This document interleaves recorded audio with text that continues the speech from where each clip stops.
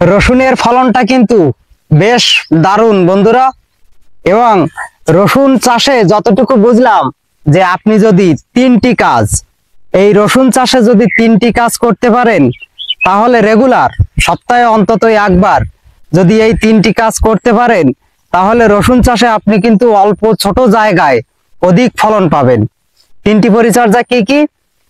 সপ্তাহে অন্তত একবার সার দিতে হবে, পানি দিতে হবে, স্প্রে করতে হবে। এটাই হচ্ছে আপনার, যেদিন থেকে আপনি মাটি তৈরি করে যখন বীজ রসুনের কন্দগুলো লাগিয়ে দিলেন, তারপর 15 দিন পর পর এই পরিচর্যাটি সপ্তাহে অন্তত একবার যদি আপনি করে যেতে পারেন, তাহলে আমি মনে করি রসুন চাষে কিন্তু আপনি ব্যাপক ফলন পাবেন। এদিকে লক্ষ্য করুন বন্ধুরা, সুস্থ সবল গাছ, রসুনের সাইজটা কিন্তু বড়। দুর্বল গাছ, দুর্বল কন্দ, রসুনটাও কিন্তু অনেক ছোট। তাহলে এক্ষেত্রে আপনারা বলুন যে রসুন চাষে যতটা আমরা লাভবানের চিন্তা করি, ততটাই কিন্তু এই রসুন ভালো ফলন পেতে গেলে পরিচর্যা অবশ্যই করতে হবে। বন্ধুরা, আজ এই ভিডিওতে রসুন চাষের এই যে 3টি গুরুত্বপূর্ণ বিষয় বললাম, রসুন চাষের এই 3টি বিষয় নিয়েই আলোচনা করব। তবে রসুন চাষের আর একটা গুরুত্বপূর্ণ বিষয় আমরা জেনে আসি, যেহেতু আপনারা অনেকেই হয়তো জানেন, আবার অনেকের হয়তো অজানা থাকতে পারে। তো এক্ষেত্রে আমি বলবো, দেখেন, একটা জাতের রসুন, এই জাতটার নাম হচ্ছে চায়না রসুন, যেটা আমরা বাজারে অনেক বড় বড় রসুন। এটা আমার দেশীয় জাত, বাড়ি 1 বাড়ি 2 যাই হোক। এখন এই রসুন কিন্তু আপনারা বাণিজ্যিকভাবে চাষের জন্য, এটা আমি আগে জানতাম না। আমি ভাবলাম যে রসুন বাজারে যা পাওয়া যায় সেই জাতগুলোই নিয়ে দেখি কোনটা কেমন হয়। তো এই জাতটা বাণিজ্যিকভাবে চাষ করার জন্য আপনার নির্বাচন করা সম্পূর্ণরূপে ভুল হবে বন্ধুরা। দেশীয় যে জাত আছে, দেশীয় জাতের ভিতরে অনেক ভালো ভালো জাত আছে। দেখেন বন্ধুরা, এই জাতগুলোই কিন্তু রসুনের যে জাত, এই জাত কিন্তু একটা গুরুত্বপূর্ণ বিষয়। আর একটা বিষয় হচ্ছে উপযুক্ত সময়। আমি এর আগেও হয়তো ভিডিও দিছি। তো উপযুক্ত সময়ে যদি চাষ করা যায় এবং ভালো পরিচর্যা করা যায়, রসুন চাষে একটা ব্যাপক বাণিজ্যিক সম্ভাবনা এবং লাভবান ফসল, নিঃসন্দেহে লাভবান ফসল। তবে নিয়মিত পরিচর্যা করা লাগবে। তো চলুন বন্ধুরা, যে 3টি বিষয় বললাম, সেই 3টি বিষয় সম্পর্কে একটু কথা বলা যাক। বন্ধুরা, প্রথমে আসে রসুন চাষের জন্য কেমন মাটি দরকার, অর্থাৎ কোন মাটিতে রসুন চাষটা বেশি ভালো হয়। এক্ষেত্রে দোআঁশ মাটি হচ্ছে উপযুক্ত মাটি। বেলে দোআঁশ মাটিতেও পেঁয়াজ রসুন খুব ভালো হবে। এবং যে জায়গাটায় আপনি রসুন চাষ করবেন, সেই জায়গাটার কন্ডিশনটা কেমন হবে, সেই জায়গাটার অবস্থান হতে হবে নিচু মাঝারি জমি। নিচু মাঝারি জমি অর্থাৎ যে জমির পানি ধারণ ক্ষমতা বেশি, কিন্তু বৃষ্টির পানি বা বন্যার পানি জমে থাকবে না বা উঠবে না, এমন একটা জায়গা আপনাকে নির্বাচন করতে হবে। জায়গাটা নির্বাচন করার পর আপনি জমিটা ভালোভাবে চাষ দিলেন, ডিপ করে সুন্দর করে চাষ দিলেন।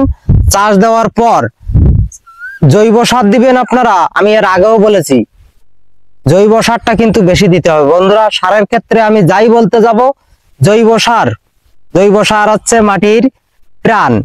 জৈব সার বেশি দিতে হবে, রাসায়নিক সারটা দিতে হবে। তা না হলে কিন্তু বর্তমানে যে মাটির আমাদের অবস্থা, এতে খাদ্য উপাদান সব নেই। অর্থাৎ সবকিছুই যে অর্গানিক ভাবে করার চেষ্টা করতে গেলে কিন্তু আপনি ফলন কমে যাবে আপনার। তাই রাসায়নিক সারটা যথাসম্ভব পরিমিত মাত্রায় ব্যবহার করে জৈব সারের পর্যাপ্ত ব্যবহার করা আমাদের বাধ্যতামূলক করতে হবে। তাহলে আপনি একই জমিতে, কিন্তু এই বছর রসুন চাষ করছেন এই জমিতে, সামনে বছরও করবেন, কিন্তু আপনার খরচটা কম হবে যদি জৈব সার আপনি বেশি ব্যবহার করেন। তো যেটা বলছিলাম, যে রসুন চাষ করার জন্য মাটিতে টিএসপি সার দিবেন, পটাশ সার দিবেন, ড্যাপ সার দিবেন। এই হচ্ছে মাটির সার, এবং সঙ্গে রাখবেন জৈব সার। এবার চাষ দেওয়ার পর অন্তত 7 দিন জমিটা ফেলে রাখতে হবে বন্ধুরা। সার দেওয়ার পর জমিটা 7 দিন ফেলে রাখতে হবে। 7 দিন পর রসুনের কন্দগুলো আপনি লাগিয়ে দিলেন, রসুনের কন্দগুলো লাগিয়ে দিবেন।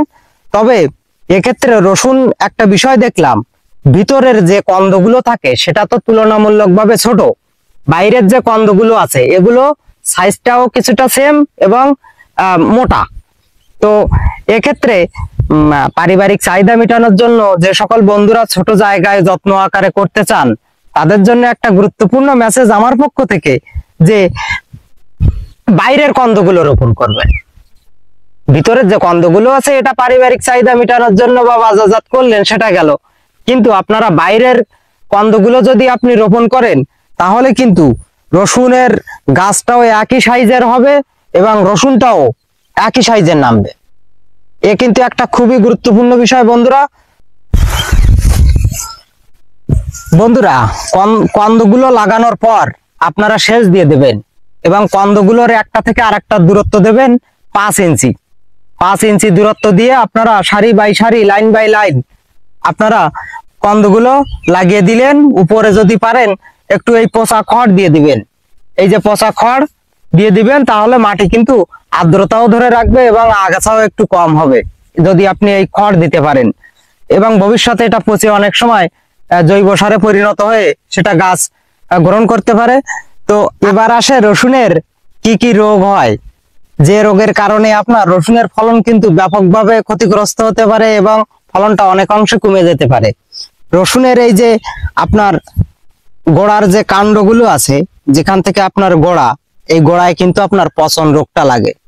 রসুনের সব থেকে বড় রোগ মনে করি যে ছত্রাকজনিত সমস্যার কারণে যে রোগগুলো হয়, পচন রোগ, অনেক সময় এটাকে ব্লাস্ট রোগও বলে, বিভিন্ন রোগ হতে পারে। তবে আমি দেখলাম যে যদি আপনি রেগুলার একটা কীটনাশক, একটা ছত্রাকনাশক যদি ব্যবহার করে যেতে পারেন, এই রোগ থেকে কিন্তু অবশ্যই আপনি মুক্ত পেতে পারেন। বন্ধুরা, রসুন কিন্তু একটু সময় সাপেক্ষের ফসল। এই রসুন কিন্তু 6 থেকে 7 মাস পর্যন্ত রসুন চাষে সময় লাগে। রসুন চাষের এই ছিল ছোট্ট একটা মেসেজ। এবছরের মতো যতটুকু জানলাম, যতটুকু শিখলাম, আপনাদের সবই জানানোর চেষ্টা করলাম। তো এবছর তো ফলন শেষ, ফলন অনেক সুন্দর। সামনে বছর হয়তো যদি আমি রসুন চাষ করি, অবশ্যই আপনাদের ধারাবাহিকভাবে রসুন চাষ সম্পর্কে চেষ্টা করব, যে কিভাবে বিশেষ করে আমি করি সেইটা সহজ পদ্ধতি আপনাদের সামনে নিয়ে হাজির হওয়ার চেষ্টা করব, যে খুব সহজেই আপনি রসুন উৎপাদন করতে পারবেন। তো এবছরের মতন রসুন চাষ থেকে সবাইকে জানাই শুভেচ্ছা ও অভিনন্দন। সামনে বছর যদি সেই সৃষ্টিকর্তা আবারও কৃষি কাজ করায় এবং রসুন চাষ করায়, অবশ্যই আপনাদের সামনে আমি হাজির হব। তো সকলে ভালো থাকবেন, সুস্থ থাকবেন।